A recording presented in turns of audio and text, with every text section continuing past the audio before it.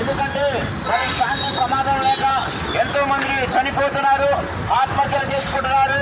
మరి దేవుని బిడ్డలారా, ఏ ఒక్కరు నశించిపోవద్దు. ఎందుకంటే ఈ మానవుడు అనేవాడు ఏదో ఒక రకంగా భయంకరంగా కూడా మరి ఆత్మహత్యలకి గురైపోతున్నారండి. కానీ ఈరోజు ఆయన ప్రేమ మాకందరికీ కూడా దొరికింది కాబట్టి ఈరోజు ఆ ప్రేమను మేము ప్రకటిస్తున్నాము. మీకోసం నా కోసం కూడా ఆయన కలవరసలలో రక్తం కార్చి ప్రాణం పెట్టి ఉన్నాడు. ప్రతి మానవుడు కూడా ఏ ఒక్కరు కూడా నశించిపోవద్దు.